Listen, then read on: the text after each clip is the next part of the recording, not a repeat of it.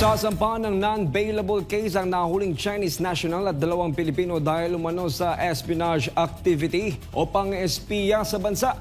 Kaya malabong makalaya pansamantala ang nahuling Chinese spy at 2 Pilipinong kasabwat nito matapos masampahan ang kasong espionage sa korte. Si Creseline Catarong sa report.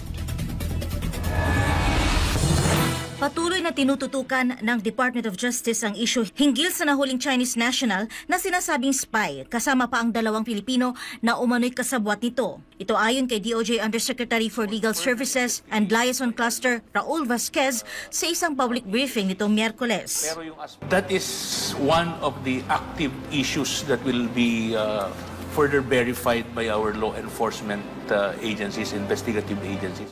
Iniulat ni Vasquez na ang kaso ay na-inquest at natapos na at nagkaroon ng findings ng paglabag sa Espionage Act ng Pilipinas na kaugnay ng Cybercrime Act. Non-bailable anya ang kaso, kaya malabong payagang makalabas ang mga ito pansamantala sa kulungan.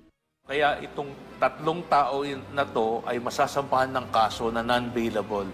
This is not to discount other cases that may be initiated based on further investigation by our law enforcement agencies. Pero yung aspetong yan, it's premature for us to make any conclusion, but it is clear na meron silang intelligence, surveillance at reconnaissance actions na ginagawa. Dagdag pa ng opisyal, napakalawak na raw ng kanilang napuntahang areas of interest ng national security ng bansa. Kasamaan niya sa mga naikutan ng 3 individual ang ilang military bases at EDCA sites sa Pilipinas. Merong pinuntahan silang EDCA sites, military camps, even shopping malls, we don't know why. So,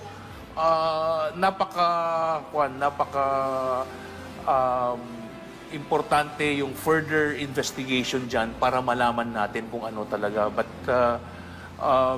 we should never discount the possibility na this is an espionage act.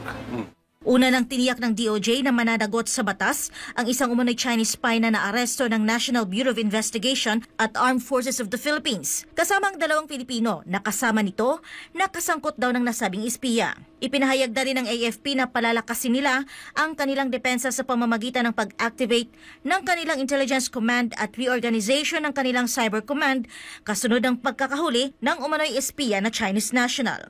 Para sa Diyos at sa Pilipinas kong mahal, Creseline Catarong, SMNI News.